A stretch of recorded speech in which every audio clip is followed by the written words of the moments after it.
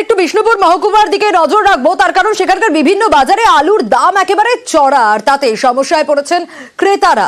তারা দাবি করছেন কোতলপুর, পাত্রসার, সোনামুখী সহ বিভিন্ন বাজারে কেজি প্রতি জ্যোতি আলুর দাম 35 থেকে 36 টাকায় বিক্রি হচ্ছে। কয়েকদিন আগেও যেখানে 28 থেকে 30 টাকা কেজিতে আলু বিক্রি হয়েছে, সেখানে আবারও বাজার দর একেবারে চড়া। আর রবিবাসরীয় বাজারে চন্দ্রমুখী আলুর দাম তো একেবারে আকাশ ছোঁয়া। কত দাম, কি পরিস্থিতি, আরো বিস্তারিত এ বিষয়ে জানাবে দেবব্রত। দেবব্রত, এই তো আলুর দামে ছ্যাঁকা লাগছে মধ্যবিত্তের।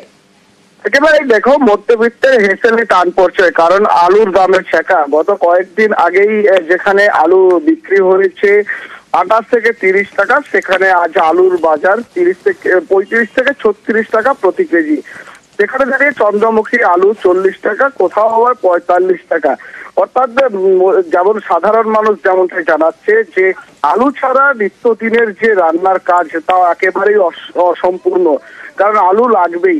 সেখানে দাঁড়িয়ে আলু এই চড়া দামে কিনতে রীতিমতো নাজেহাল পরিস্থিতি হতে হচ্ছে সাধারণ মানুষকে। তারা জানাচ্ছে সরকার এই বিষয়টাকে হস্তক্ষেপ করুক, না হলে আলু কিনতেই তাদের দিন গুজরান করা অসম্ভব হয়ে উঠবে।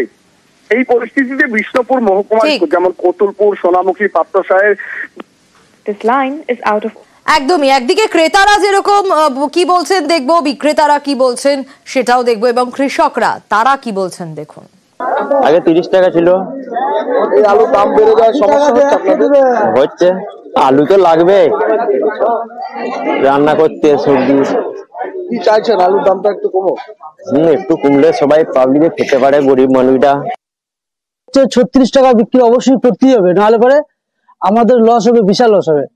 আলু কি পাওয়া যাচ্ছে না? আলু এখন আমদানি বহুতই কম। কয়েকদিন আগে বিক্রি করেছি 30 টাকা, 28 টাকা, 32 টাকা, এর মধ্যে। আমাদের কিছু করার নেই, আমাদের যেমন কিনবো সেরকম বিক্রি করব।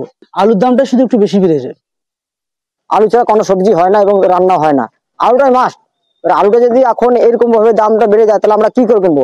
গত পরশু দিনে নিয়েছি 32 টাকা, এখন আসার পরে বলছে 36 টাকা, 35 টাকা কিলো আলু। তাহলে আমরা কি করে আলুটা কিনবো? এরকম করে তাহলে আমরা তো মরে যাচ্ছি, তো চাষিরা তো কিছুই পাচ্ছি না। যখন বৃষ্টি যাচ্ছে তখন একদমই তো কিছু পাচ্ছি না, এখন চড়া দামে খেতে হচ্ছে।